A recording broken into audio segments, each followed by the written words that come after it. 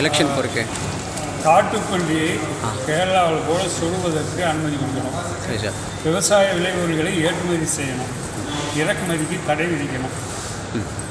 விவசாயிகளுக்கு பால் விலையை உயர்த்தி கொடுக்கணும். இப்போ மானியம் கொடுத்துருக்கீங்க ₹3 வரவேற்கிறோம். முதல்ல நாங்கள் தான் அதை வரவேற்கிறோம். விவசாயிகளுடைய கரும்புக்கு ₹6000 விலை கொடுக்கணும், பாலுக்கு ₹20 விலை கொடுக்கணும்.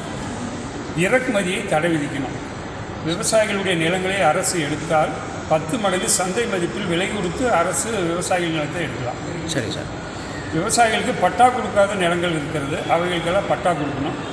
2009 கலைஞர் பட்டான்னு 2 ஏக்கர் 2 ஏக்கர் சிஸ்டம் கொடுத்தாங்க. அது பட்டாவோடு நிற்கிது, கணினியில் ஏற்றல. அது பட்டா கொடுத்து கணினியில் ஏற்று அதனுடைய மதிப்பை கூட்ட வேண்டும். இப்படி 26 கோரிக்கைகள் இந்த டிஸ்ட்ரிக்டை பொறுத்த வரைக்கும். கேஆர்பி அணை கட்டப்பட்ட பொழுது ஆயிரக்கணக்கான விவசாயிகளை இவர்கள் தான் கொண்டு போய் அன்றைய காமராஜர் ஆட்சியில் குடியமர்த்தினாங்க. பட்டா கொடுக்குறேன்னு குடியமர்த்தினாங்க.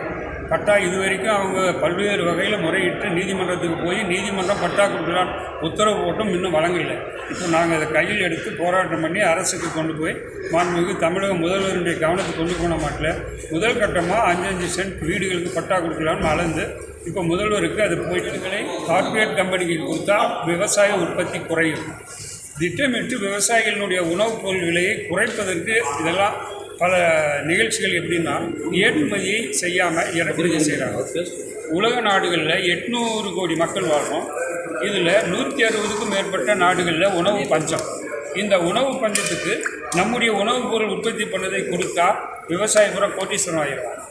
கடன் தள்ளுபடி கேட்க மாட்டோம், இலவச மின்சாரம் கேட்க மாட்டோம், மானியம் கேட்க மாட்டோம். அவனுக்கே பணம் வந்துடும். ஆக ஏற்றுமதி செய்து விவசாயிகளை காப்பாற்றணும்.